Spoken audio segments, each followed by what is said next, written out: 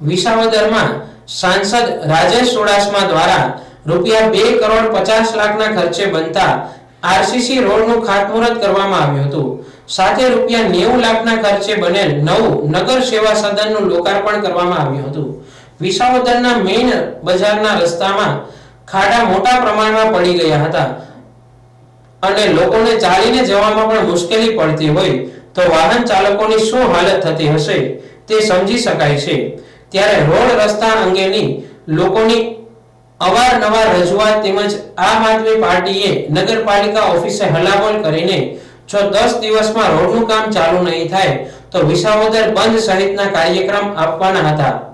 ત્યારે વિસાવદર નગરપાલિકા દ્વારા આજરોજ જૂનાગઢના સાંસદ રાજેશ ચુડાસમા દ્વારા વિસાવદરના સરદાર ચોકથી કનૈયા ચોક તેમજ રામજી મંદિરથી રેલવે સ્ટેશન સુધીના રૂપિયા 2 કરોડ 50 લાખના આરસીસી રોડનું ખાતમુહૂર્ત કરેલું અને ટૂંક સમયમાં રોડનું કામ ચાલુ થશે અને નવો રોડ બનશે જેનાથી વિસાવદરના લોકોને ખાડા ખબડાવાળા રોડથી મુક્તિ મળશે।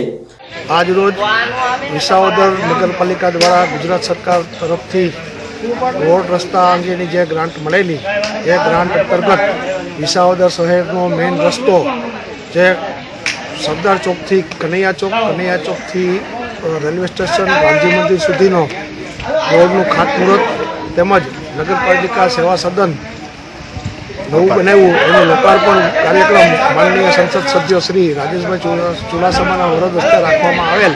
તેમાં વિસાવદરની બહોળી સંખ્યામાં લોકો ઉપસ્થિત રહેલ તે સબનો તમામનો આભાર માની આ તકે સાંસદ દ્વારા રૂપિયા 90 લાખના ખર્ચે બનાવેલ નગર સેવા સદને પણ લોકો માટે ખુલ્લું મૂકવામાં આવ્યું હતું।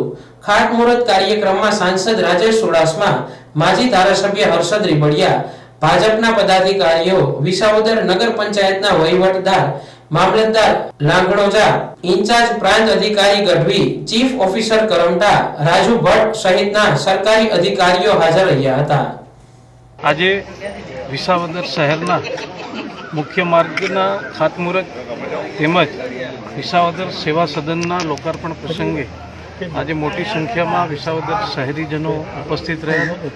ઘણા વર્ષોથી વિસાવદર શહેરના લોકોની માગણી હતી કે મુખ્ય માર્ગ એ સીસી રોડથી મળી અને થાય એવી એમની માગણી હતી। આદરણીય મુખ્યમંત્રી શ્રી ભૂપેન્દ્રભાઈ પટેલનો ખૂબ ખૂબ આભાર માનું છું કે જેમણે 2 કરોડથી પણ વધારે રકમ મંજૂર કરી અને આ સીસી રોડ બનાવવા માટેની મંજૂરી આપી એ બદલ એમનો ખૂબ ખૂબ આભાર માનું છું।